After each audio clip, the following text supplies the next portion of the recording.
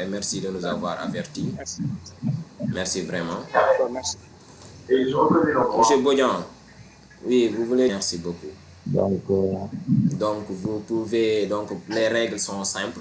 Pour faciliter une très bonne connectivité, bien sûr, pour tout un chacun, pour que nous tous ceux qui sont connectés, nous puissions bénéficier d'un son très audible. Donc, nous vous demanderons bien sûr de fermer un peu vos micros. Donc, vous désactivez vos micros. Et si possible aussi, vous pouvez désactiver bien sûr votre vidéo. Pourquoi nous vous invitons à désactiver ces deux appareils-là? C'est juste pour faciliter la communication, mais aussi pour éviter l'interférence entre les différentes micros. Donc, quand moi je parle et que M. Bodian allume son micro, on a tendance à ne pas entendre du tout. Donc, c'est pour cela on aimerait donc prendre ces mesures-là bien avant de commencer. Donc, nous vous saluons tous et on espère que vous allez bien. Donc, sans plus tarder, nous allons essayer. À notre niveau aussi, on peut couper certains micros s'il y a des difficultés d'utilisation de l'application. Donc, de temps à autre, nous pourrons couper certains micros qui sont en train de donner de fausses informations ou bien de donner des informations qui ne concernent pas en réalité la section. Sans plus tarder, on va de ce pas entamer ce qui nous mobilise tous aujourd'hui. Donc, je vais essayer de partager mon écran pour que vous puissiez avoir un aperçu un peu de ce qui va se passer aujourd'hui. Donc là, j'espère que vous voyez bien mon écran. Si vous le voyez aussi, il faut me faire signe. Si vous ne voyez pas aussi, il faudra qu'à un moment donné, vous nous dites qu'on ne voit pas pour que l'on puisse rectifier le tir un peu. Essayez de voir ce que l'on peut faire pour que tout un chacun puisse suivre la section correctement. Donc là, on va directement entamer le programme d'aujourd'hui. Donc, bienvenue à tous. J'espère que vous me recevez bien.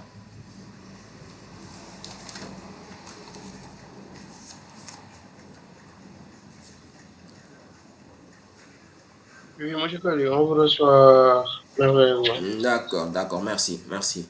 Donc là, j'espère que vous voyez aussi mon écran. Après la présentation du programme, on passera bien sûr à la présentation des partenaires qui seront présents en ligne, bien sûr.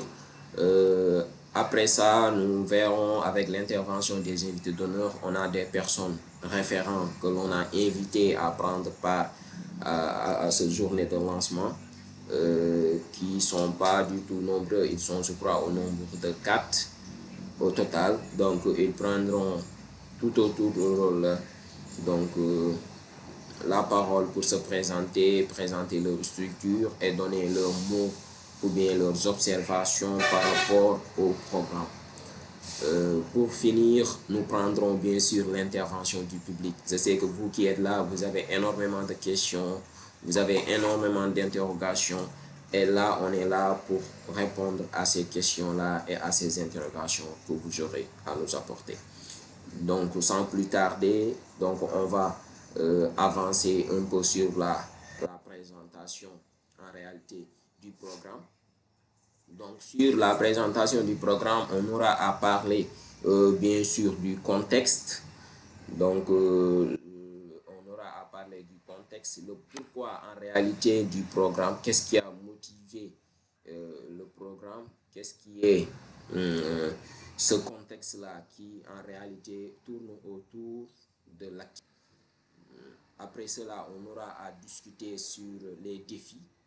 Donc les défis, les défis que l'on doit surmonter grâce à ce programme-là. Après les défis, on finira par discuter sur les enjeux ainsi que sur les perspectives que vont vous offrir le programme en question. Donc si on avance un peu,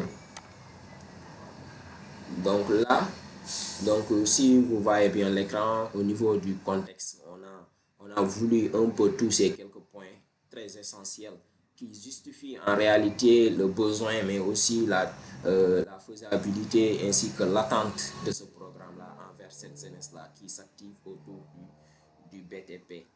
Donc, pour le contexte, nous aurons à avoir à parler de quelques composantes. Donc, la composante numéro 1, ça sera l'environnement, en quelque sorte l'espace, la démographie, la croissance qui en réalité favorise ce contexte-là, ce contexte de formation des entrepreneurs dans le secteur du BTP. Donc après cette composante, on aura à parler de cette composante sociale. Donc qu'est-ce qu'en réalité qui explique réellement le désir, cette volonté à vouloir apporter notre appui, à vouloir apporter notre expertise, mais aussi à vouloir apporter une petite touche à cette jeunesse-là, donc qui aujourd'hui s'est lancée quand même dans une activité qui n'est pas du tout simple. Et si vous regardez bien, aujourd'hui notre thème, le thème de la journée, c'est comment améliorer en réalité les conditions des jeunes qui sont en situation d'auto-emploi. Et ça a un aspect social très important que nous allons discuter. Donc nous allons aussi discuter des aspects institutionnels. Aujourd'hui, du point de vue étatique, qu'est-ce qui motive en réalité ce programme-là du point de vue étatique, mais aussi du point de vue économique. Donc ce sont ces 4 composantes-là. Et là, directement, si on passe à cette composante environnementale, aujourd'hui, on peut citer quelques facteurs en réalité qui favorisent l'environnement en vue de répondre aux besoins. C'est quoi? C'est aujourd'hui la demande. Donc la composante numéro 1, c'est l'environnement. Dans l'environnement, on a cette facteur qui est en réalité cette demande. Cette demande, il y a une demande. La demande, elle est là en service, en produit, en équipement, en consommable, mais aussi en financement. Donc, tous ces facteurs-là autour du contexte environnemental, bien sûr, motive en réalité l'activité que l'on est en train de faire. Donc aujourd'hui, dans le contexte des services, dans le secteur du BTP, il y a des services qui sont difficilement présentables ou bien qui ne sont pas en réalité disponibles sur le marché, bien sûr. Il y a aussi des produits que les usagers ont besoin. Malheureusement, les entreprises dans le secteur du BTP n'arrivent pas à satisfaire ces demandes-là, que ce soit en service ou en produit. La demande, elle est là.